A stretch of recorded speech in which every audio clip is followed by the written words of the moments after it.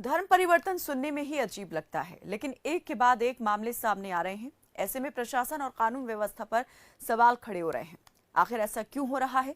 दरअसल अलवर में धर्म परिवर्तन कर शादी करने के दबाव के मामले में पुलिस ने आरोपी वसीम खान, सकीना समेत काजल उर्फ बबीता जाटव को न्यायालय में पेश किया, जहां आरोपी वसीम सकीना को न्यायिक अभिरक्षा के तहत जेल भेज दिया गया है, जबकि आरोपी काजल उर्फ बबीता को जमानत पर रिहा कर दिया गया है।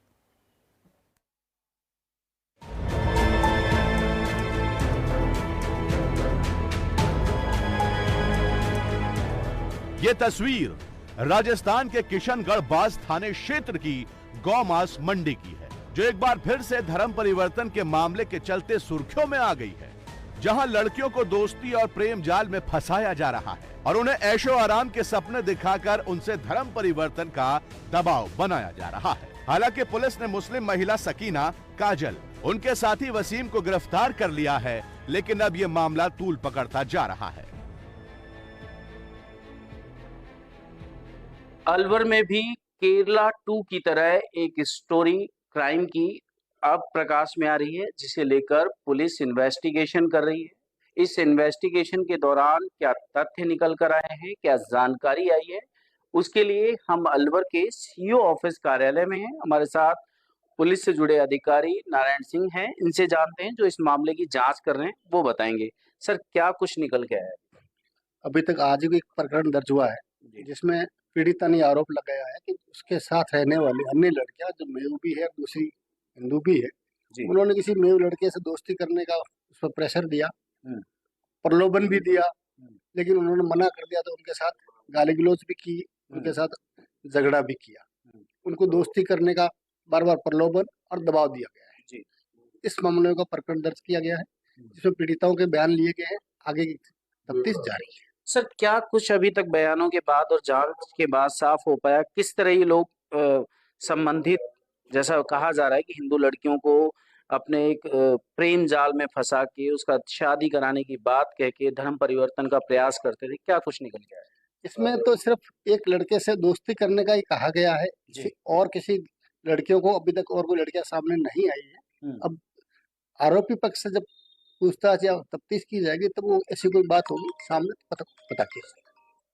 चलिए, जैसा आपने सुना कि साफ तौर पे कहा कि अभी तक जो मामले में अनुसंधान हुआ है, उसके तहत एक व्यक्ति द्वारा धर्म परिवर्तन के तहत प्रेम विवाह करने की बात भी सामने आई है। पीड़ित से बयान हो गए हैं। आरोपी पक्ष को कहीं ना कहीं पूरी तरह इन्वेस्टिगेशन किया जाएगा, उसके बाद ये खुलासा होगा कि आखिर ये घटनाक्रम किस तरह चलता था। जैसे ही मामला मीडिया में पहुंचा तो उन्हीं आरोपियों के खिलाफ छेड़छाड़, धर्म परिवर्तन जैसी सख्त धाराओं में मामला दर्ज किया गया। अलवर पुलिस एसपी आनंद शर्मा की माने तो इस तरह के धर्म परिवर्तन से जुड़े मामले को लेकर पुलिस अब बेहद गंभीरता के साथ जांच कर रही है। लड़कियां जो हैं थाना कोतवाली पे आई, उनका कहना है कि वो कॉलेज में पढ़ती हैं अलवर शहर में रूम लेके, और उनकी 2 रूममेट्स हैं जिनके नाम है काजल उर्फ बबीता जाटव और एक है सकीना मेव। ये दोनों लड़कियां इन पर प्रेशर बनाती हैं कि ये एक वसीम सन ऑफ रशीद मेव है कि तुम इससे फ्रेंडशिप करो और इसके साथ आओ जाओ और इससे शादी करो और अपना धर्म परिवर्तन करो। और उनका ये कहना था कि ये जब कॉलेज से आती जाती हैं तो ये जो लड़का है वसीम, ये इनका पीछा करता है। तो इस जो है परिवार पर इमीडिएटली पुलिस ने कार्रवाई करते हुए जो तीनों काजल, सकीना और वसीम है, इनको धारा 151 में गिरफ्तार कर पाबंद कराया और जो है लड़कियों को जो है उनके परिजनों के सुपुर्द किया गया। गौर से देखा जाए तो अलवर का एक बड़ा हिस्सा मेवात क्षेत्र से जुड़ा है। ऐसे में पुलिस प्रशासन सहित भजन लाल सरकार इस मामले में गंभीरता से काम कर रही है। इसी बीच खबर फास्ट की टीम उन पीड़ित बहनों के पास पहुंची और उनसे बातचीत। इस दौरान उनका दर्द छलककर बाहर आया, क्योंकि धर्म परिवर्तन की साजिश के तहत कई साल से न सिर्फ गैंग की सरगना सकीना और वसीम द्वारा जबरन निकाह के नाम पर धर्म परिवर्तन के लिए डराया और धमकाया जा रहा था, जिसके चलते पीड़िता को कई बार अपने किराए का मकान भी बदलना पड़ा। इसी बीच भयानक मंजर से गुजरी इन महिलाओं ने देश के पीएम मोदी से लेकर राजस्थान के सीएम भजन लाल शर्मा सहित डीजीपी से गुहार लगाई है। लव जिहाद से जुड़ा एक मामला प्रकाश में आया, जिसके बाद जिस तरह के हालात बने, पुलिस में उसने तुरंत कार्रवाई करते हुए 2 युवतियों सहित एक व्यक्ति को गिरफ्तार करा है। जो युवती है उसके ऊपर एलिगेशन है कि उसने हिंदू जो लड़कियां हैं उनसे दोस्ती करी, उसके बाद जो एक अल्पसंख्यक समुदाय से जुड़ा हुआ युवक है उससे उसकी दोस्ती कराई, उसके बाद उससे प्रेम विवाह करने का दबाव बनाया गया। इस दौरान उसका धर्म परिवर्तन करने की भी कोशिश की गई। जब दूसरे पक्ष पीड़ित जो जुड़ा हुआ है वो 2 बहनें थी, उन बहनों में से एक बहन हमारे साथ है। चूँकि संवैधानिक नियमानुसार हम आपको उसका नाम सीधे तौर पे नहीं बता सकते, पहचान ज़ाहिर नहीं कर सकते, लेकिन वो क्या पूरा घटनाक्रम रहा वो बताने के लिए हम उन्हीं से बात करते हैं। सबसे पहले आप ये बताओ, कैसे जान-पहचान हुई? कौन-सी ये लड़की थी? क्या नाम था उसका जिसने आपसे सबसे पहले दोस्ती करी? फिर कैसे चला ये पूरा घटनाक्रम? सर हम यहाँ पे आए थे रूम के लिए। जी। तो ये लड़कियाँ पहले से ही रहती थी, हुँ, सकीना नाम की मेओ की लड़की। हुँ, तो उसने वहाँ पे 2 लड़के बुलाए हुँ, कि तुम इनसे दोस्ती कर लो। मुझे बुलाया इस भाई ने खुद के रूम में कि ये ना तुम आ जाओ कोल्ड ड्रिंक वगैरह पी लो। हुँ, तो मैंने वहाँ पे 2 लड़कों को देखा। हुँ, तो मैं अंदर गई नहीं, मैंने कि मुझे नहीं पीनी, मैंने बाहर ही गिता दो, मुझे नहीं पता किस लिए आए हो।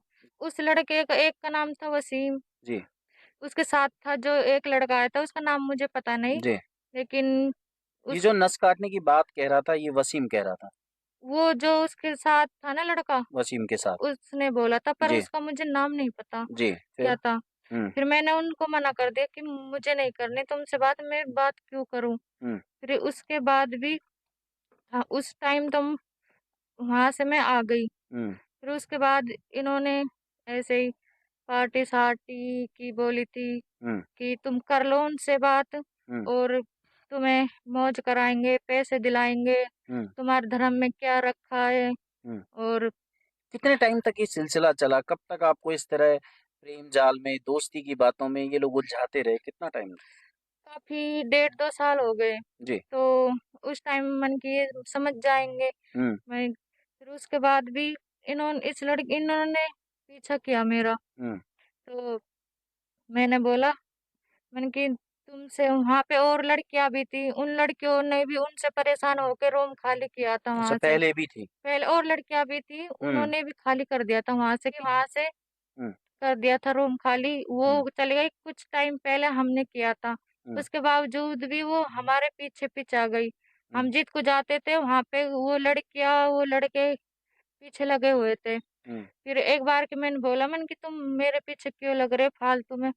उन्होंने बोला क्या रखा है तुम्हारे उसमें तो हुँ, और बातचीत कर ले, मौज पाएगी। उसी हिसाब से हिंदुओं की लड़कियों को फँसाने की कोशिश में रहती थी। उसने मेओ के लड़कों से कराने की कोशिश करी थी, लेकिन मैंने साफ मना कर दिया था हुँ, कि मुझे नहीं करनी, ना ही दोस्ती करनी और हुँ, ना ही शादी और ना ही हम हमारा धर्म नहीं बदलेंगे। हुँ। तो पुलिस तक कैसे पहुँचे फिर आप? जब आपका ये झगड़ा हो गया तो आप पुलिस के पास गए, कैसे पहुँचे? पुलिस के बाद इसलिए गए थे हुँ, सर, क्योंकि हम वहाँ से रूम खाली किया था। हुँ, तो उसके बावजूद ये मेरा फ़ोटो दिखा के आई थी, हुँ, जहाँ पे कि ये लड़की कहाँ पे रहती है, हुँ, इसका पता बता दो। हुँ, तो 2-3 1-2 आंटियों ने बताया था मुझे हुँ, और एक भैया ने बताया कि तुम्हारे बारे में पूछ रही थी कि हुँ, तेरे तेरे पीछे क्यों डोल रही है लड़कियाँ? हुँ। मैंने कहा आपको डर था कि जिस तरह ये धमकाती थी कि जान से मार देंगे, तो आप लोगों को डर लगा कि कल तो तक ये हमने बात उनकी वजह से 1-2 जगह कई बार बदल लिया रूम, फिर भी ये हुँ, लोग नहीं माने। कि जो इस तरह से धर्म परिवर्तन के नाम पे डरा रहे हैं, पुलिस के जो यहाँ पे राजस्थान के डीजीपी हैं, उनसे कुछ कहना चाहें आप? मैं ये कहना चाहूँगी क्योंकि ये लड़कियों को डरा धमका के हिंदुओं की लड़कियों को मेयों की लड़कियां मिली होती है और ये लड़कों से सोच चाहती है कि ये हिंदू की लड़की हमारे मेयो उसमें शादी वादी करे, इसमें कुछ नहीं रखा। तो मैं ये कहना चाहूंगी ऐसी लड़कियों से दूर ही रखे हमें तो और सुरक्षा भी चाहिए कि इस सुरक्षा तरह की चाहिए अगर हमें। कोई कार्रवाई होनी कल चाहिए को ऐसे लोगों पर, कार्रवाई और कल को कुछ हो गया तो इन लोगों की हमें इन इन लोगों की जिम्मेदारी है कि इन्होंने किया है। देखिए आप इसकी जो साँसें हैं वो बता रही हैं कि कितना ये लोग डरे हुए हैं। चूंकि ये पुलिस के पास भी गए, लेकिन पहली बार जब पुलिस को जो कार्रवाई करनी थी उसमें भी देरी हुई, जिसके चलते डर कहीं ना कहीं बढ़ा कि आखिर इतनी शिकायतों के बाद, सारी जानकारी देने के बाद कार्रवाई क्यों नहीं हुई। फिर मीडिया के कुछ जागरूक पत्रकारों ने इस बात को उठाया, सोशल मीडिया पे वायरल हुई। उसके बाद पुलिस पूरी तरह मुस्तैद नजर आई, कार्रवाई हुई, सकीना को पकड़ा गया, वसीम को पकड़ा गया, काजल को पकड़ा गया। लेकिन अहम बात है कि इन लोगों के पास वो पीड़ित लड़कियां और भी हैं जो इनकी प्रताड़ना से पीड़ित रही, जिनके धर्म परिवर्तन की बात सामने आई। पुलिस की जिम्मेदारी है कि पूरे इस षड्यंत्र के दौरान किस किस को इन्होंने फंसाया, किसके साथ दुर्व्यवहार किया, किसका धर्म परिवर्तन की बात कही गई, दबाव बनाया गया, इसका इन्वेस्टिगेशन हो और इस बात का भी तथ्यात्मक सबूत सामने लाया जाए कि आखिर ये लोग ये फंडिंग करते कहाँ से हैं।